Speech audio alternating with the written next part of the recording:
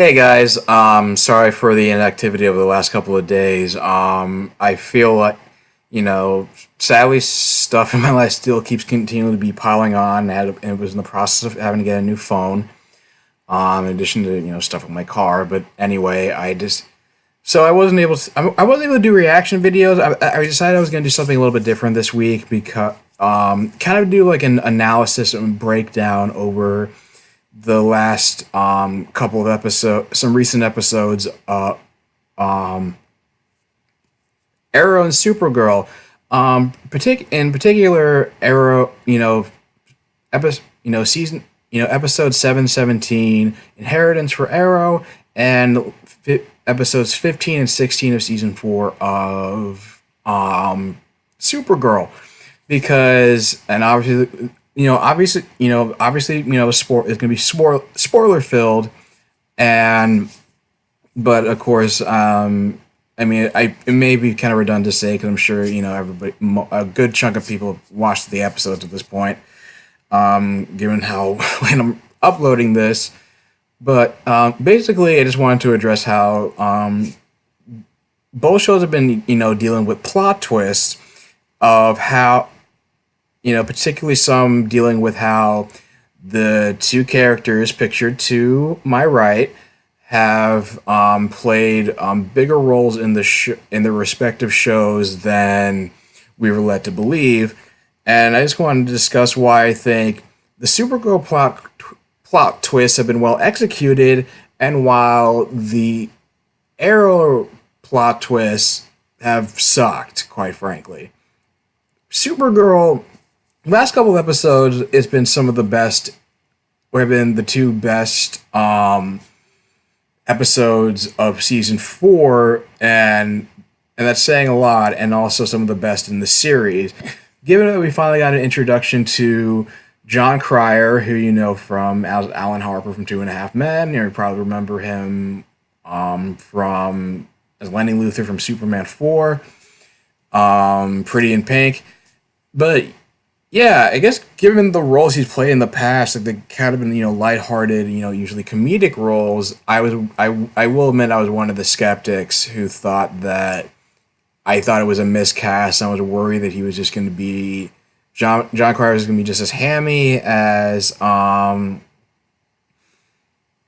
Jesse Eisenberg in Batman v Superman, and also maybe just be too much like the Gene Hackman version, which great actor. Wasn't a fan of that version of Lex Luthor just because I feel like it was of a time.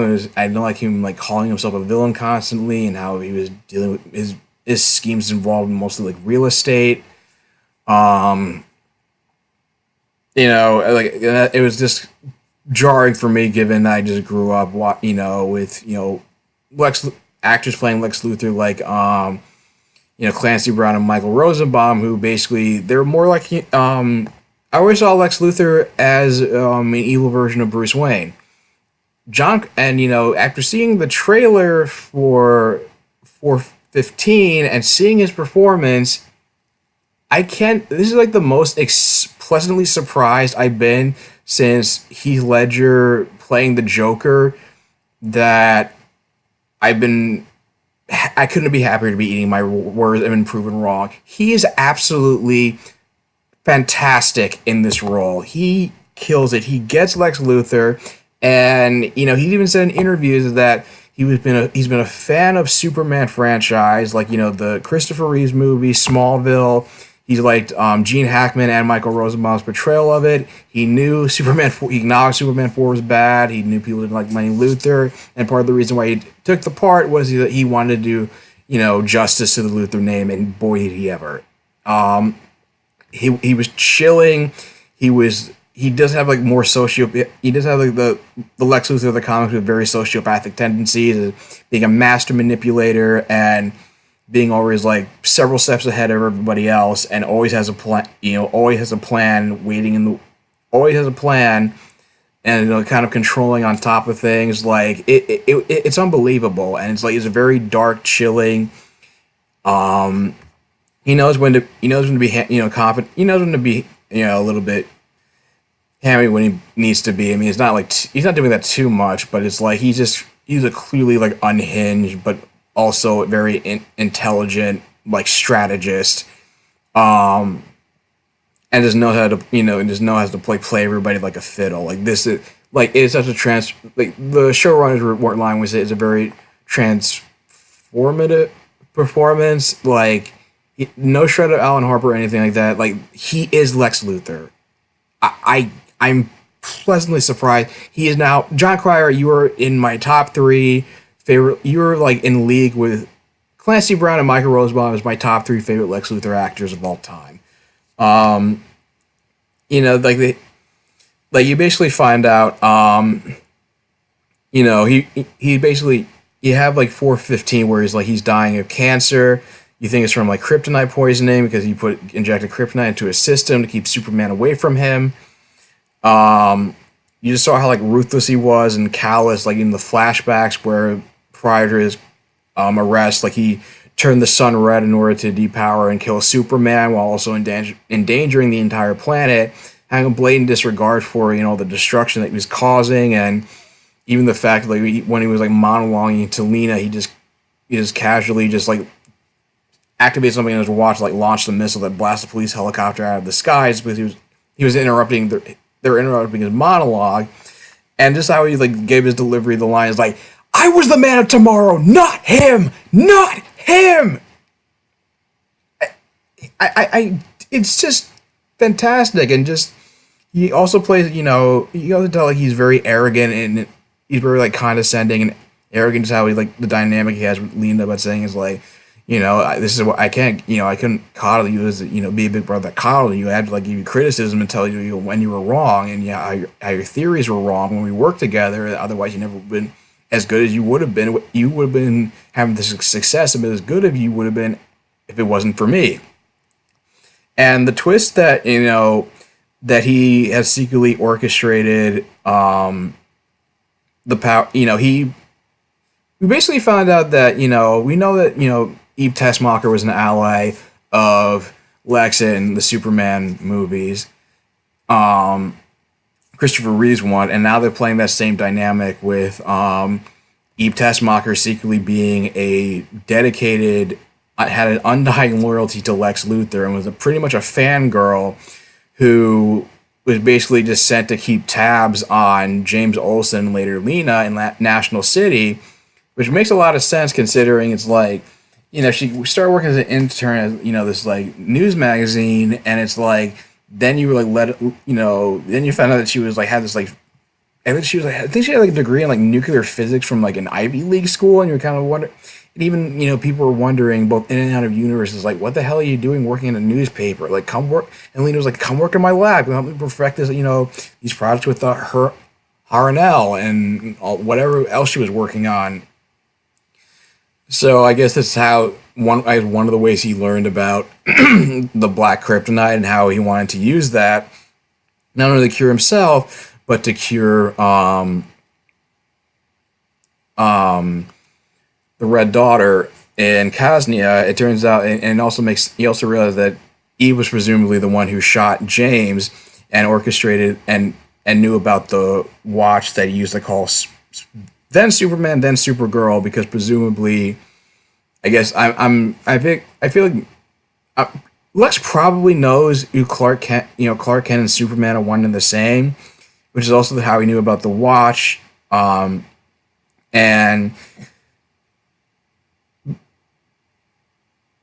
so it's like it kind of makes sense that Watch, and also why he apparently knows that Kara Danvers is Supergirl, because after he knew about Superman's identity, he presumably was just keeping tabs on everybody else he was associated with, including the Danvers, and he probably knew about it for a long time, is my best guess.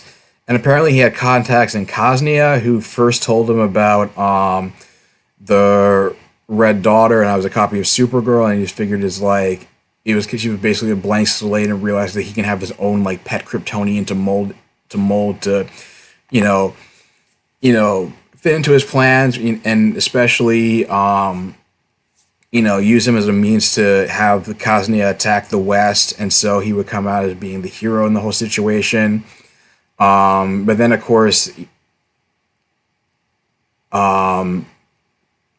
the one who sent the Mercy and Otis Graves to help Ben Lockwood and the Children of Liberty come to power, and that alone establishes that he's been the big bad, the true big bad of season 4. And I was over the moon about that, and because I was thinking, is like, oh, my exact thoughts were, forget Ben Lockwood, make him the big bad. If not for for this season, then the following season, it's like he's so good. Like I hope he actually plays a role in season 5 of this show. It's just like he's definitely like one of the best, not the best villain in this show. Also, just in this 2 episodes alone, probably one of the best villains in his version, one of the best villains in the Arrowverse. Even just going, he's like so like crazy to the point where it's like he's sending books to. He's able to like blackmail the warden where he's being locked up in prison, so now he can just come and go from it periodically, and how he's been able to, as people theorize, he was the American contact for the Kazan government when training the Red Daughter. Was sending her books, how to learn English and trying to make her think, America's bad, capitalism has corrupted them, and and give them a reason to hate the U.S. and be ready to attack because Cassidy wants to use her as a weapon to bring back the Soviet Union. It's stuff that was a big thing in like I guess 90s espionage films, like for what I've seen. At least like GoldenEye or whatever, but not GoldenEye. I just know like it's been a common plot in works of fiction, I should say. And he's willing to go so far as to like when the Red Daughter was dying, that he actually gave himself radiation poisoning just so Lena would be forced to would be convinced Lena to help keep him from dying, and he also used that.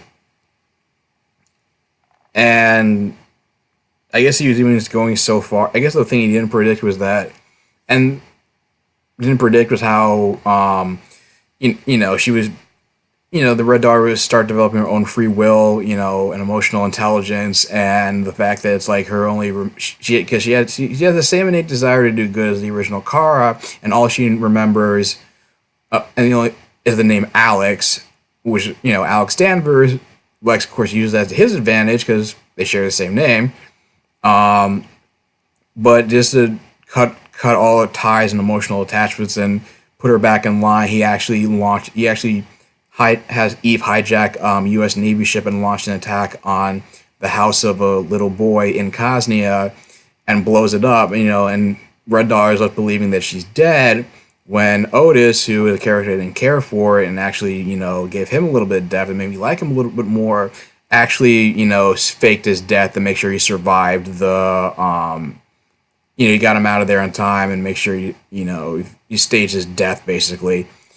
And it did make sense how they it didn't feel like it was contrived or kind of like something to just pull out of their ass by having Lex manipulate this many events. And I was just so impressed with their opening scene in 416 where it's like he called the Lexosuit just from his exosuit from out of nowhere to fight Supergirl, and apparently I didn't realize how close his mansion was to Metropolis because the power is going out at his mansion at the same time as going out in National City caused by Manchester Black.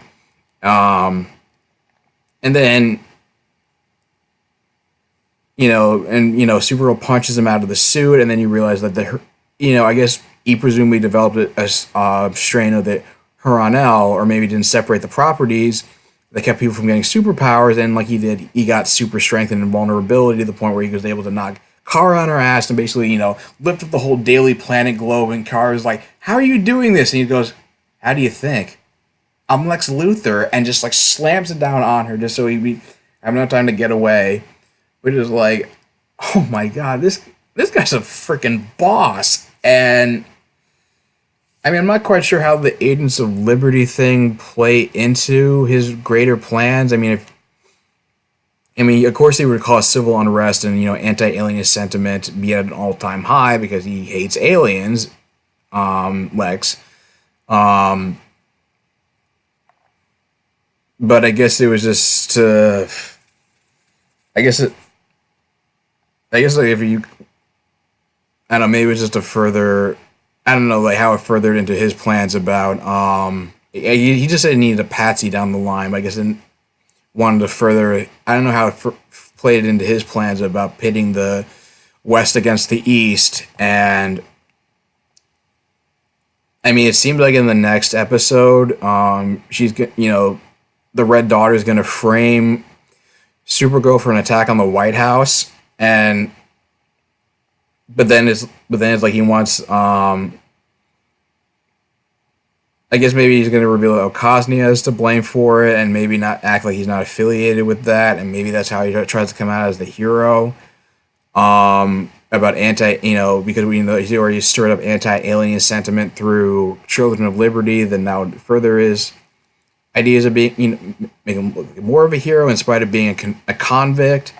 And but yeah, it just, I don't know, like that's how it felt to me. Like nothing felt contrived. They were able to retcon all this and weave it into the story. I don't know how long they've been building towards it, but they pulled it off, as well as how they retconned Ben Lockwood into interacting with most of the cast in his origin story, and how he was affected, and how the events of past seasons of Supergirl like drove him to villainy. So they've done a really good job with both of origin stories for Lex, Ben Lockwood, and Supergirl, and this has easily been why it's been shaping up to be its best season so far. It was already like the back half was already being better than the first half. With the first half being like so dour to the point that bigotry wins like all the time. But having the elite be like a counterpoint to the Children of Liberty, and then being less preachy with the less heavy-handed and preachy and dour with the social and political issues, and sparking more positive conversations. I'm seeing a more positive response to the show as opposed to backlash about it's like, oh, this is a social justice warrior show. That I'm kind of proud. I'm glad I stuck out with the show, and I'm like what they're doing with the show, and it's like I think we're gonna have a strong finish to season 4 of Supergirl. Now, plot twist dealing with Arrow, bad. They suck because of the fact that it's been kind of lazy, and they kind of feel like plot contrivances, and it kind of contradicts prior events. Like the one plot twist, like say, like a few episodes ago when you found out that Connor Hawke and starts in 2040 was actually the adoptive son of John Diggle and Lila Michaels. Apparently, his real father, was implied in.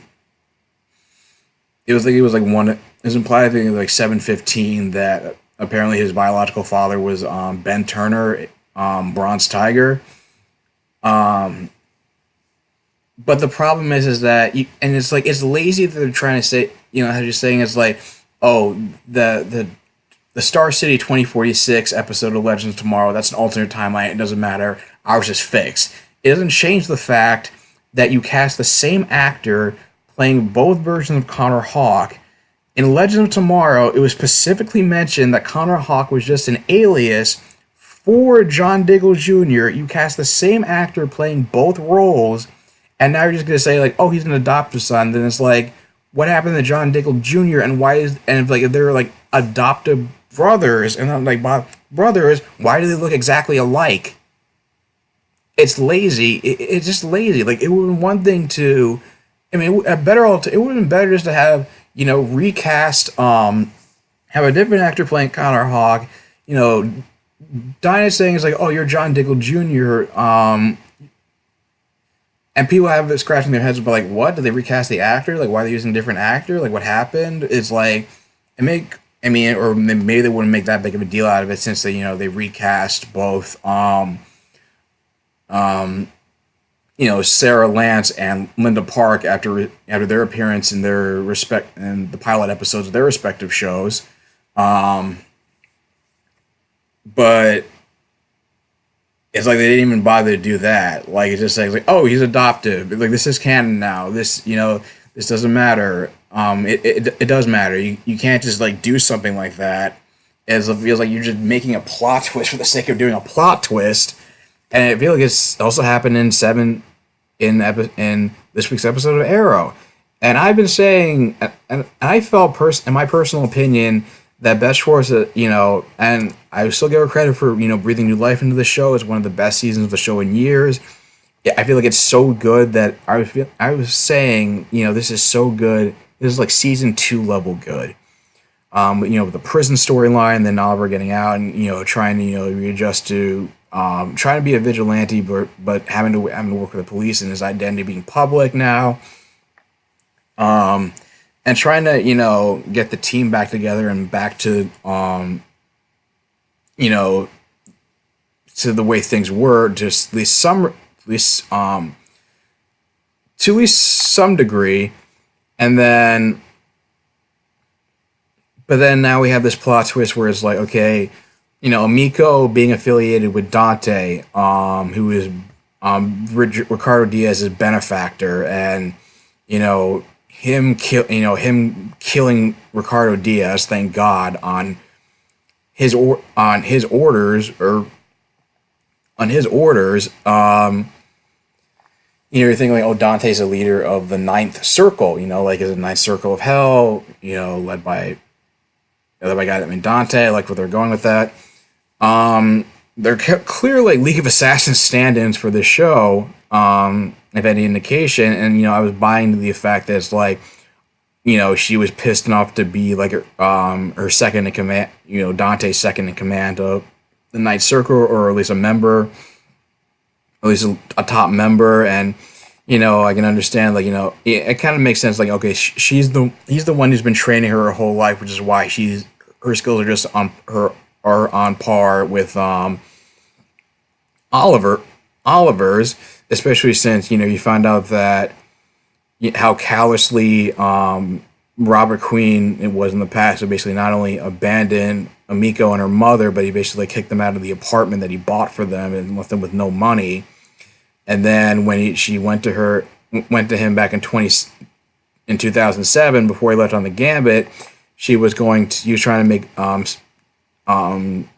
start off, do a business startup, and even Robert acknowledged, like, wow, you show more business initiative than Oliver, but he still told her that I can't let anybody know you're my daughter, like, because publicly Oliver's my heir, in spite of the fact that back then we all know he was basically some like shithead party boy who like flunked out of college and cared more about getting drunk and getting laid than anything else. And it's like, I figured, just give her the money to, just give her the money, have her do a startup, make it a subsidiary of Queen Industries, like whatever. And it's the reason why she made a decision that apparently the Ninth Circle was involved in Merlin's plan to blow up the Queen's Gambit and maybe even the Undertaking. Or it was like they funded him or something. I'm not sure. I'm guessing they played some kind of role, at least at the Queen's Gambit blowing up, which is how he was able to give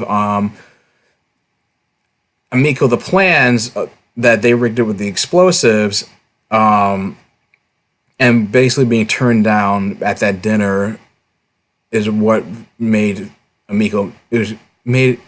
Why Miko decided not to warn him about what was going to happen to him, and it figured it's like, oh, this guy can die. Like, he's turned my back on me too many times. But at the same time, it's weird because you saw in 708 him her visiting his grave, and then the mid-season premiere also visiting Robert Queen's grave. So it made it feel, and the saying is like, oh, Oliver's more like you than I thought, and more like me, but I'm not giving up ever. Like, it's almost saying like she was trying to right her father's wrongs, or like continue the crusade of the legacy of the Green Arrow in like some capacity.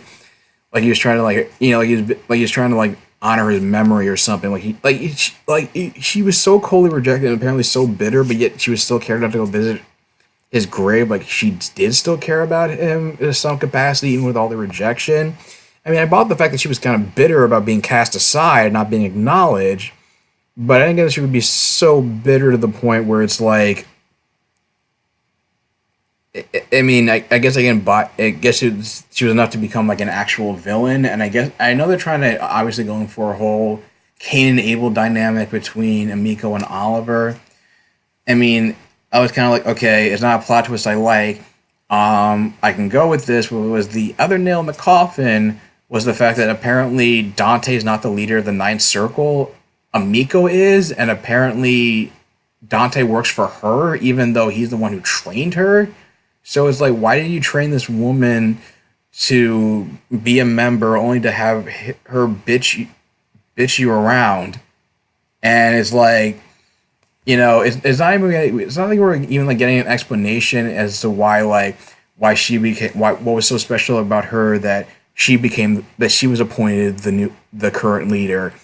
Like at least with the whole like League of Assassins arc in season 3 of Arrow, we got a breakdown explanation as to we got an explanation as to why Ra's al Ghul saw Oliver Queen as his heir and why he was trying to mold him into that. But here it's just like, oh, she's a leader, go with it. Like no explanation. At least they explain like what made her so special. And the fact that that they're making she's apparently like she's clearly the big bad of season 7. Like I just felt like the build up to it was just very clunky and not well thought out, and it just feels like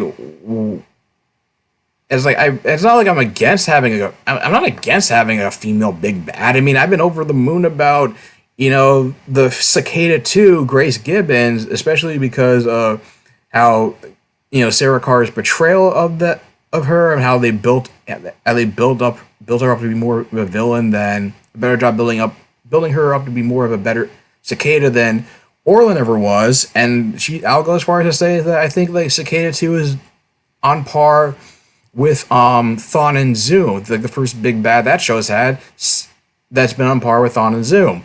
Here, it just felt like I don't get. Maybe it's a combination of the writing and also the actress' portrayal is like she doesn't come across as somebody who was like so filled with hatred that she would be willing to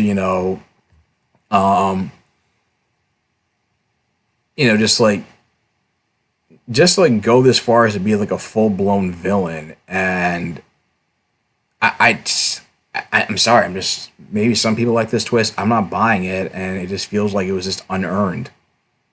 Um, yeah, it was just kind of clunky, and there's some lazy writing involved. And it's like I get having a plot. Obviously, I get the idea of a plot twist is not something you're supposed to see coming, but you would hope they would get enough of an explanation for that would make sense as to why this is happening, why this how this plot twist came to be. Um, but the explanations and the build-ups for Arrow's plot twist I've have been haphazard.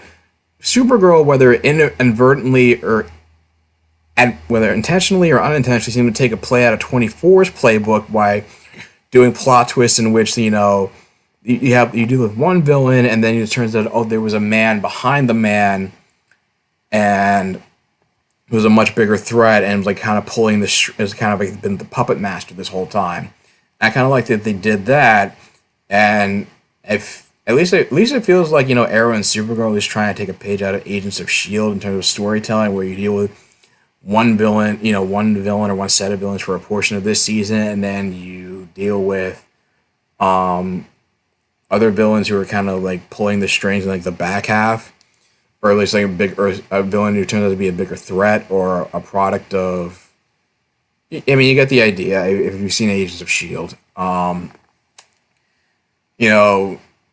But it just kind of feels like the twist for Arrow is really hurting the show, and it feels like honestly, and people keep complaining how it's like they see like Supergirl as like one of the weakest shows in the Arrowverse, but honestly, even when that show's been at its worst, it's still been of higher quality than when Arrow and Flash have been at their worst. Um, but like I said, I mean, I like both of the seasons of the show. It's just that they've had they obviously had they've had their missteps and bumps, And while I feel like Supergirl is getting better over this, have gotten better over this season, I feel like the direction that they're going with Arrow is actually going to hurt the quality of the season and kind of, kind of just it might just end, might not have like a strong finish in their last third of episodes. I mean, I hope I'm proven wrong, but again, I'm just not liking this whole twist about Amiko not only just being evil but also being a big bad. It's just nothing about that just works for me. It just doesn't. It's just me. But anyway, guys, this video, which show you feel like I've had the better plot twist, which have had more executed plot twist? Do you agree with me? Disagree with me? Leave your thoughts in the comments down below. If you like this video, like, share, and subscribe. Stay tuned for my Shazam review. I actually got to see a sneak preview of that last weekend. It will be spoiler free, and then I'll put up a spoiler filled review once it gets closer to the actual release date. And then also expect the Walking Dead reaction video to the penultimate episode for season 9 in the next couple of days as well. Take care, guys, and I'll talk to you soon. But yes, stay tuned.